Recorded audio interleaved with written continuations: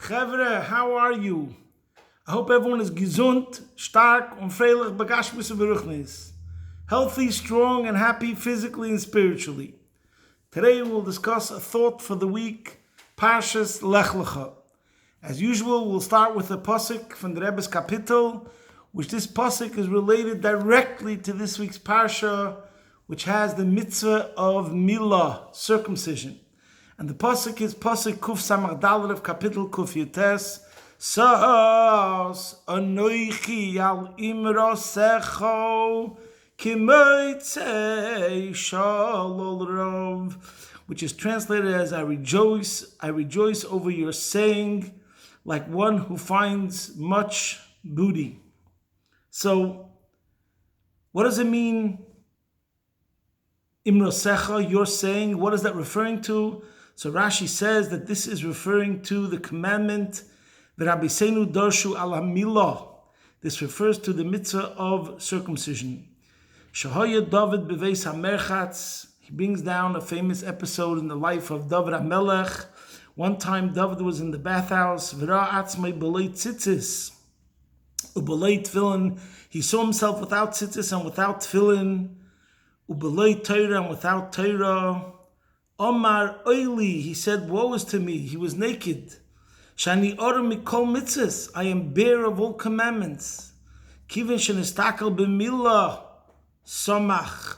But when he realized that he's circumcised, he was overjoyed. V'omar b'tzeisoi, and when he left the bathhouse, he says, Sosa neichi alim rasecha hamilah.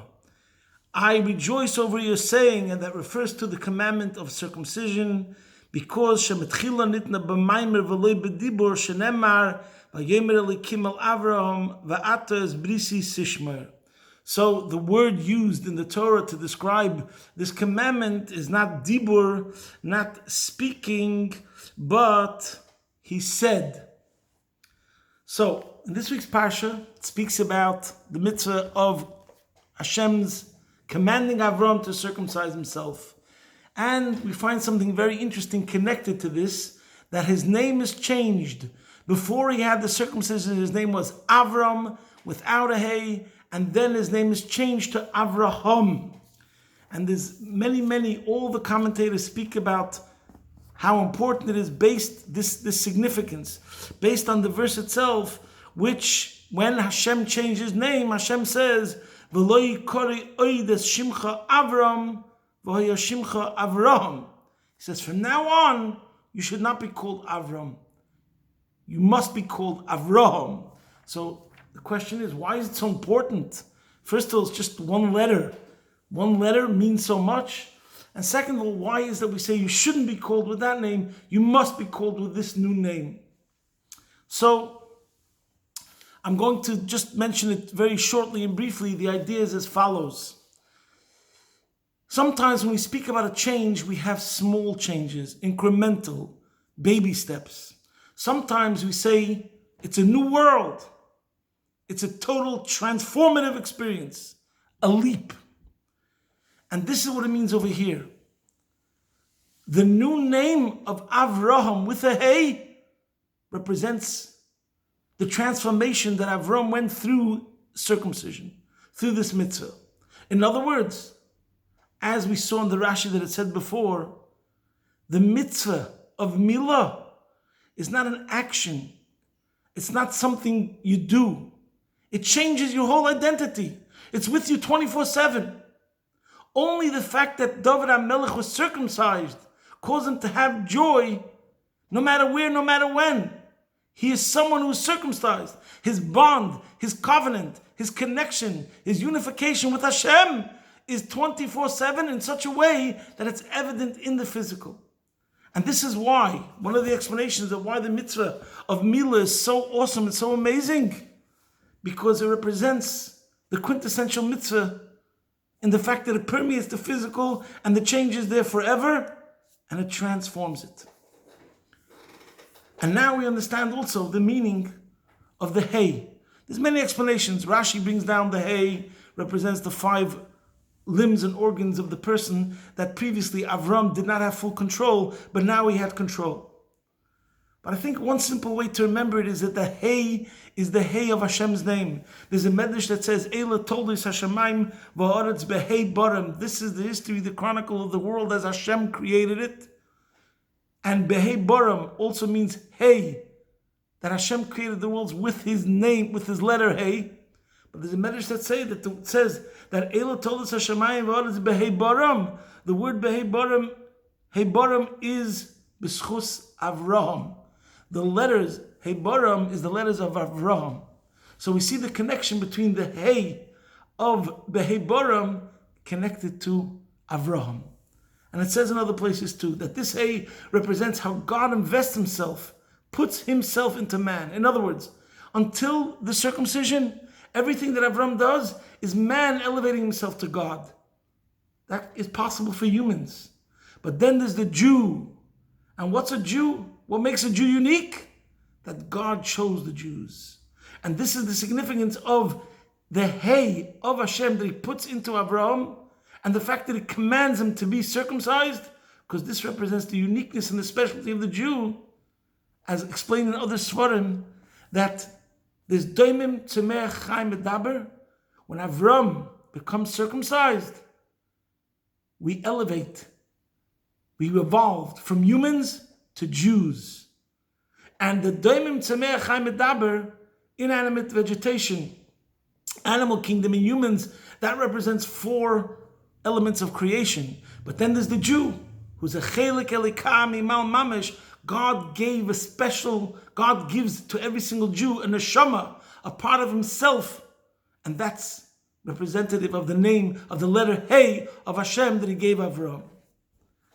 And this is also what the pasuk says after, when he's giving the commandment to circumcise himself. The pasuk says, "Veheyei samim," you should be perfect. So this is a whole new level. It's not something additive. It's not something in addition, another step. It's a whole new world. So sometimes we say that, there was where you were yesterday, there's where you are today, and tomorrow you'll be a bit further. Fine. But then, like we said before, we say it's a whole new being. And this is the lesson in this week's Parsha, and about the mitzvah of Milah, that sometimes it's not only enough to make a resolution to change a bit, and sometimes we do speak like that, but on the other hand, sometimes we say, let's go big or go home. Make a big resolution to change in a big way, and you have the power to do it.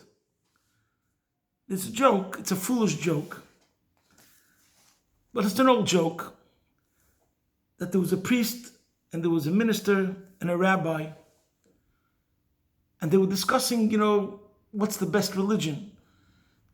The priest and the minister, I don't exactly know, thank God, about the differences, but there's certain different opinions in Catholicism about exactly what you're meant to do. Anyways, the priest and the minister and the rabbi used to get together. They taught in the same university, and they were sitting together and they were discussing which is the best religion. And they decided they're going to have a contest. They're going to see who's going to be able to convert a bear. Okay, so they decide they're going to the woods, and we'll see whoever succeeds in converting the bear proves that their religion is the best. Anyways, the priest goes out. 2 hours later, he comes back. He says, no problem. I went into the woods. I saw a bear, and I just sprinkled some water on him, and I read him from the book, and it's all good. Okay, they're waiting a couple of hours, and the minister's not coming back. But after like 10 hours, finally the minister comes out of the woods, and he turns to the people that knew about this contest, and he comes out, but he comes out in a wheelchair, and he has a cast on both arms, and he says, I met a bear, but we don't believe in just sprinkling some water. He's got to be baptized. We got to put him dunk him in the river. Yeah, but the bear didn't want to listen to me. So I started wrestling a bear, and we went up one hill and down another hill until we fell into a creek, and I dunked him. So obviously he got injured and wounded because of this wrestling with the bear. By now it's already a whole day. The rabbi still hasn't returned. They make a search party with helicopters, and they find the rabbi leaning against a tree, and he's bleeding, from all sides. He's seriously injured. And they say, what happened? He says, I guess I shouldn't have started with circumcision. So it's a foolish joke. But you know what? Guess what? We do start with circumcision. This is the awesomeness of Yiddishkeit. When a baby is 8 days old, he's circumcised because circumcision is real, it's deep, it's transformational. It changes your identity and it remains forever.